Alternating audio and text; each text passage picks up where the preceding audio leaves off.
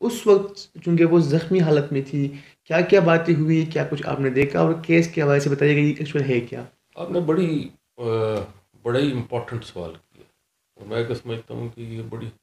ضروری ہے کہ یہ عوام کی اور لوگوں کی نالج میں آئے۔ جی کہ صاحبہ کے 2 بچے ہیں، ان تک بھی آپ پہنچے تھے، ان کو بازیاب بھی کرایا تھا۔ تیسرا بچہ کہاں پر ہے سر؟ یہ بہت سارے ایسے لمحات آئے ہیں کہ ہمارے پاس ایک موقع تھا کہ ہم عافیہ صدیقہ صاحبہ کی رہائی کا جو ہے مطالبہ کر سکے، خاص طور پر جب ریمنڈ ڈیوس کو گرفتار کیا گیا تھا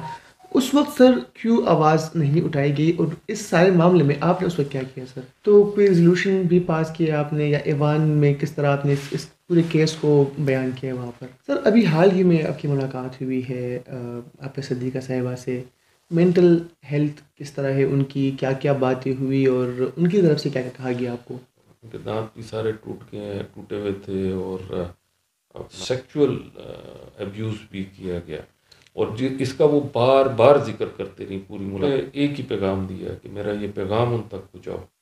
کہ خدا را مجھے فوری طور پہ مجھے واپس لے کے آئیں، مجھے یہاں سے آزاد کرائیں کسی طریقے۔ جمعیت علماء اسلام کے سینیٹر طلحہ محمود صاحب ہمارے ساتھ موجود ہے، اور آج ان سے بات کریں گے عافیہ موومنٹ کے حوالے سے۔ یہ ایکچول کیس تھا کیا، ان کی اس کیس میں ان کا جو کردار ہے وہ کیا رہا؟ سر بہت شکریہ آپ نے ٹائم دیا، ذرا مجھے بتائیے گا یہ ایکچول کیس جو ہے وہ ہے کیا، اور آپ کی ظاہر بات ہے اس کیس کی آپ بہت عرصے سے، بہت لمبے عرصے سے آپ کیس کی جو ہے پیروی کر رہے ہیں، مختلف ملاقاتیں بھی ہوئی۔ جب پہلی ملاقات آپ کی ہوئی تھی عافیہ صدیقہ صاحبہ سے، تو اس وقت چونکہ وہ زخمی حالت میں تھی، کیا کیا باتیں ہوئی، کیا کچھ آپ نے دیکھا اور کیس کے حوالے سے بتائیے گا یہ ایکچوئل ہے کیا؟ بسم اللہ الرحمن الرحیم۔ آپ نے بڑا ہی امپورٹنٹ سوال کیا، اور میں کہ سمجھتا ہوں کہ یہ بڑی ضروری ہے کہ یہ عوام کی اور لوگوں کی نالج میں آئے۔ آپ نے جیسے میرا تعارف کرایا ہے جس پارٹی سے، اس کے لیڈر ہیں مولانا فضل الرحمان صاحب۔ مولانا فضل الرحمان صاحب کی ہدایت کے اوپر میں، چونکہ اس وقت تو نہیں جانتا تھا، 2008 میں امریکہ گیا۔ انہوں نے مجھے انسٹرکشن دی، اور میں ان کی انسٹرکشن کے اوپر میں وہاں پر گیا، اور وہاں میری ان سے 3.5 گھنٹے ملاقات ہوئی۔ اور اس ملاقات کے اندر انہوں نے، اس وقت ان کو گولیاں لگی تھیں، وہ زخمی حالت میں تھی، اور جو کیس ہے وہ اس کیس کے حوالے سے جو اصل بات ہے وہ یہ ہے کہ انہوں نے مجھے خود اپنے زبانی سنایا کہ یہ اس وقت ان کی کسٹڈی میں تھی، اس جو فوجی تھے ان کی کسٹڈی میں تھی، امریکنس کی کسٹڈی میں۔ یہ ایک جگہ قید تھی، تو یہ اٹھی ہے، یہ وہاں پہ کوئی چارپائی پہ لٹایا ہوا تھا، تو اٹھی ہیں تو سامنے ایک پردہ تھا، تو انہوں نے کہا کہ میں نے وہاں پردے کے پیچھے سے کچھ باتوں کی آواز آ رہی تھی، تو میں نے کہا کہ یہ کون ہے، تو میں نے ایک دم پردہ اٹھا کے دیکھا، تو وہاں پر فوجی بیٹھے تھے، تو اس نے کہا میرا یہ خیال ہے ڈاکٹر عافیہ صدیقی کا کہ وہ فوجی یہ سمجھے کہ یہ اب پہ ہماری طرف آ رہی ہے، حالانکہ ایسی نہیں، میں تو دیکھ رہی تھی کہ کون لوگ ہیں جو باتیں کر رہے ہیں۔ اس میں سے ایک نے گن اٹھا کے مجھ پر فائر مار دی، وہ اس کے ایک پیٹ پہ اور مختلف جگہوں پہ اس کی گولیاں لگ گئیں، بلیڈنگ شروع ہو گئی۔ جب بلیڈنگ شروع ہو گئی تو یہ بے ہوش ہو رہی تھی، تو آخری لفظ اس نے یہ سنے کہ وہ فوجی دوسرے فوجی سے یہ بات کر رہا تھا کہ یار یہ تو مرنے والی ہے، اب ہمارا کیا بنے گا، تو اس کا کیا کریں آپ۔ وہاں پر پھر کچھ اور لوگ تھے جو بیچ میں پڑ گئے، جو بعد میں پتہ چلا، اور انہوں نے کہا کہ اس کو آپ ٹریٹمنٹ دیں، پھر اس کو لے کے یہ ہاسپٹل گئے، بہت زیادہ بلیڈنگ ہو گئی تھی۔ پھر وہاں سے پھر انہوں نے، ان کو چاہیے تھا کہ پاکستان گورنمنٹ کو اطلاع کرتے، امبیسی کو، پاکستان امبیسی کو، کیونکہ پاکستانی شہریت تھی ان کی، اور کونسلر سے ڈسکس کر، انہوں نے کچھ بھی نہیں کیا، اور یہ وائلیشن ہے جنیوا کنونشن کی۔ اس کو جہاز میں ڈالا اور نیو یارک پہنچا دیا۔ تو جب انہوں نے نیو یارک پہنچایا تو اس پر اب ان کے لیے یہ پرابلم تھا کہ اب ہم اس کو کس طرح ہینڈل کریں، کیونکہ اگر یہ بات نہیں کرتے ہیں جو انہوں نے اس پہ چارج ڈالا کہ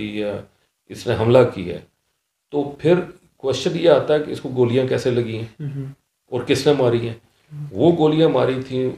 جو فوجی وہاں پہ بیٹھا تھا، تو فوجی کے اوپر الزام آ جاتا. اس فوجیوں کو بچانے کے لیے یہ انہوں نے کہانی گھڑی،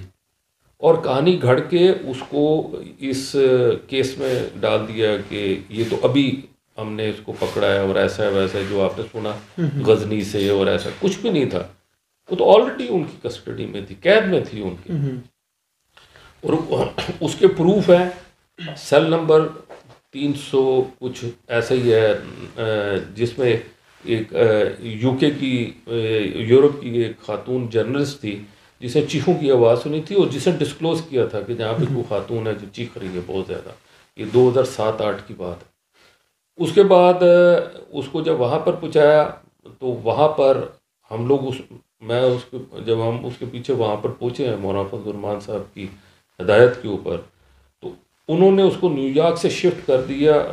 ڈیلس. میں ان کے پیچھے ڈیلس چلا گیا. پھر وہاں پہ یہ ساری باتیں ہوئی، انہوں نے مجھے یہ سارا کچھ بتایا. تو اور یہی انہوں نے کہا کہ وہ بے قصور ہیں اور ان کا کوئی اس میں قصور نہیں ہے، بلکہ انہوں نے کہا کہ میرے ساتھ ظلم ہوا. تو یہ ہے اس کی اصل اسٹوری. چونکہ آپ نے اس کیس کو بہت فالو کیا ہے، اور جو عافیہ صدیقہ صاحبہ کے 2 بچے ہیں ان تک بھی آپ پہنچے تھے، ان کو بازیاب بھی کرایا تھا. تیسرا بچہ کہاں پر ہے سر؟ میں واپس آیا، میں نے آ کے مولانا فضل الرحمان صاحب کو ساری میں نے تفصیل بتائی. مولانا صاحب بہت اس پر دکھی بھی ہوئے، اور انہوں نے مجھے کہا کہ ان کے بچوں کو کسی بھی طریقے سے افغانستان سے تم نے برآمد کرانا ہے، کیونکہ میں اس وقت کمیٹی کا چیئرمین تھا منسٹری آف انٹیریئر کی. تو میں نے پھر اس پہ ٹرائل شروع کی، اور اس میں نے investigation ministry of foreign affair اور ان کو بہت ساروں کو انوالو کیا. تو پھر ہمیں پتہ چلا کہ اس کے بچے جو ہیں افغانستان میں 2 بچے زندہ ہیں، اور ایک بچہ جو ہے جس کے بارے میں بتایا گیا کہ شاید اس کی ڈیتھ ہوگی، جو ہمیں انفارمیشن ملی. تو اس کے بعد ان دونوں بچوں کو مولانا صاحب نے جو ہے انہوں نے جو کہا کہ کسی بھی طریقے سے لے کر آنا ہے، تو وہ پھر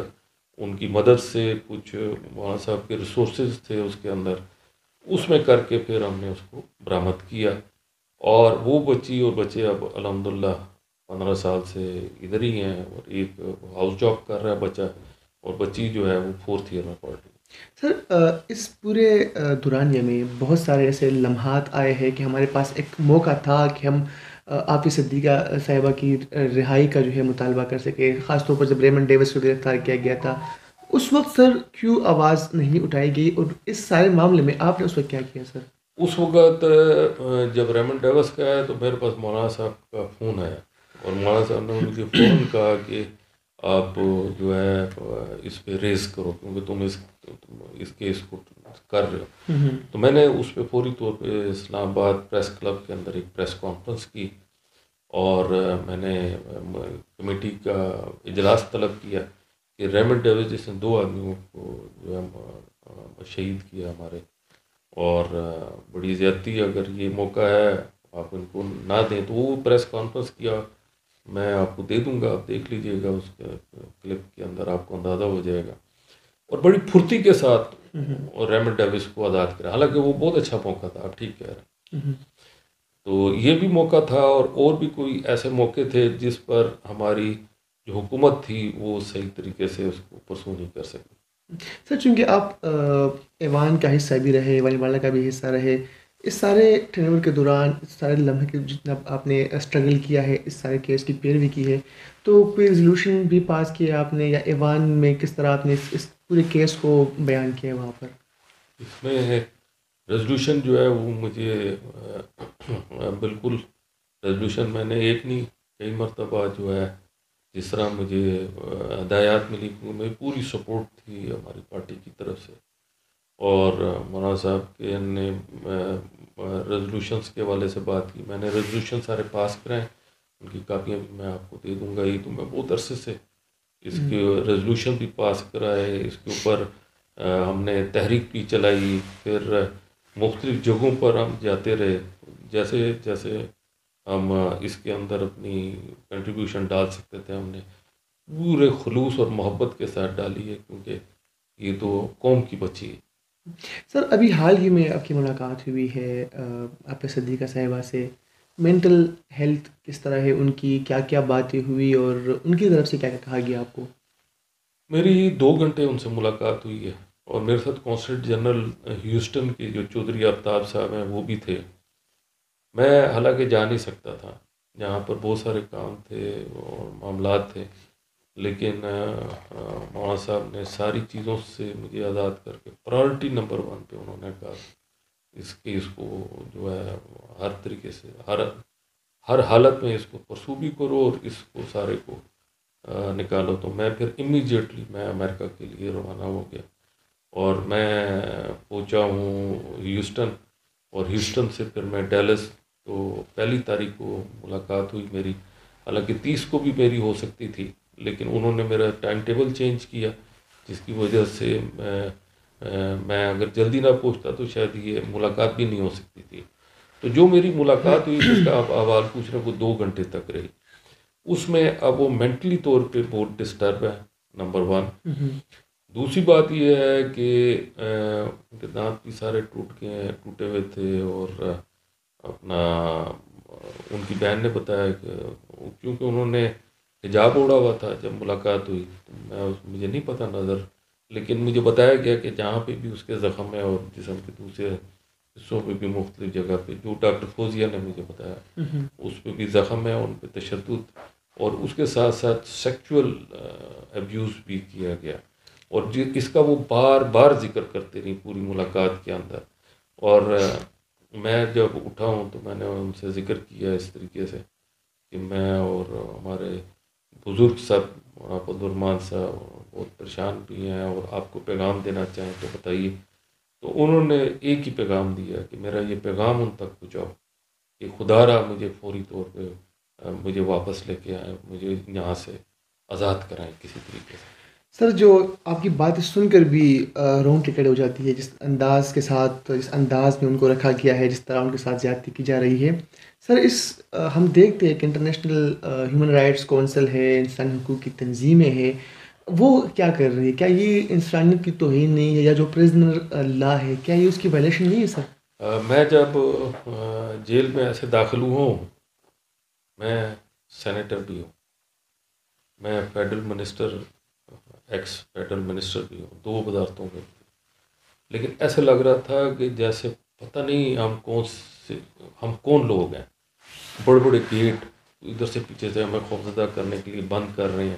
ہمارے آگے پیچھے وہ بڑے انہوں نے ڈپیوٹ کیے ہوئے تھے لوگ، جو گارڈز وغیرہ تھے، وہ پھر رہے ہیں اور ہمیں وہ کرنے کے لیے۔ پھر ہمیں اندر بہت ساری جگہوں سے گزار کے ایک جگہ ایک چھوٹے سے کمرے میں پہنچا دیا، جہاں پہ شیشہ لگا تھا ایک طرف، اور دوسری طرف بھی ایک خالی کرسی تھی، اس وقت چھوٹا کمرہ تھا۔ جب ہم بیٹھے ہیں تو تھوڑی دیر بعد جو ہے ڈاکٹر عافیہ صدیقی کو لے کر آئے اندر، اور اس کے بعد ان کا جو دروازہ تھا اس کے اندر ہول تھا، اس ہول سے ساری آوازیں جا رہی تھیں، اور تو ایک خاتون اور ایک وہ بھی بڑی ہیوی قسم کی خاتون تھی، اور ایک اور وہاں کے جو گارڈ تھے وہ کھڑے تھے، اور ہماری کنورسیشن بھی سن رہے تھے میرے خیال سے۔ بہت شکریہ سینیٹر طلحہ محمود صاحب ہمارے ساتھ موجود تھے اور لمبے عرصے سے اس کیس کو فالو بھی کر رہے ہیں۔ بہت خوش ہے ان کی، اور اس طرح انہوں نے بتایا بھی کہ کس طرح انہوں نے جو ہے سینٹ میں اس کے لیے آواز اٹھائی، کس طرح پاکستانی میڈیا پر، کس طرح پریس کانفرنس کی، پھر کس طرح وہ وہاں پر پہنچے، تمام تر صورتحال سے جو ہے انہوں نے آگاہ کیا۔ اور ہماری دعائیں ہے کہ قوم کی جو بھی بیٹی جو اس وقت مشکل حالت میں ہے، ان کی رہائی جو ہے پوری طور پر ممکن ہو سکے، اور ایک مرتبہ پھر سے جو ہے ہمارے درمیان ہو۔ جی